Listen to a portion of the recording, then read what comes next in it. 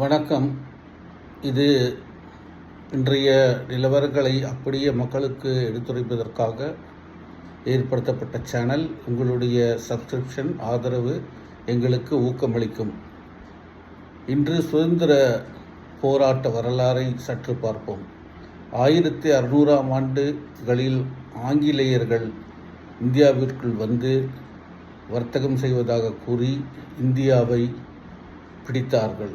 முதலில் பிளாசி போர் Robert Clive தலைமையில் 1757 நடந்து கிழக்கிந்திய கம்பெனி வெற்றி பெற்றது. இதன் மூலம் ஆங்கில அரசாங்கம் இங்கு நிறுவப்பட்டது. 1847களில் மங்கள் பாண்டே, லட்சுமிபாய் போன்றவர்கள் விடுதலை இயக்கத்தை வடக்கு தேசங்களில் தொடங்கினார்கள். அதன் பிறகு அது அப்படியே பரவி அதற்கு முன்னாலேயே தமிழகத்தில் நம்முடைய மகாகவி பாரதியார், சுப்பிரமணிய சிவா, வ.உ. சிதம்பரனார் போன்றவர்கள் சுதந்திர போராட்டங்களில் ஈடுபட்டார்கள். அதுபோல வேலு நாச்சியார், அதற்கு பிறகு வீரபாண்டிய கட்டபொம்மன், மருது பாண்டியர்கள் போன்றவர்கள் சுதந்திர போராட்டங்களில் ஈடுபட்டு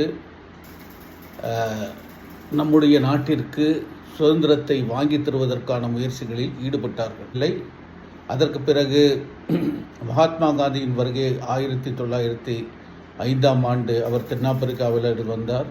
அதன் பிறகு ஜவஹர்லால் நேரு, திருப்பூர் குமரன் போன்ற தியாகிகள் நம்முடைய சுதந்திரத்துக்காக மிகவும் பாடுபட்டு கடைசியாக 1947இல் சுதந்திரத்தை வாங்கினார்கள். அதுபோலவே கேரளத்திலும் பல தலைவர்கள்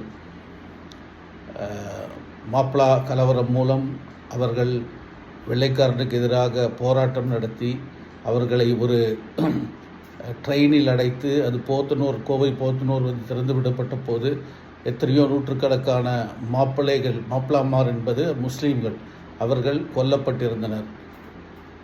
இதுதான் நம்முடைய வரலாறாக வந்து கொண்டிருக்கிறது. எப்பொழுதும் அகிம்சையிலேயே பெற்று வந்தோம். அது மாதிரி தான் இப்பொழுதும் நாம் இருக்கிறோம்.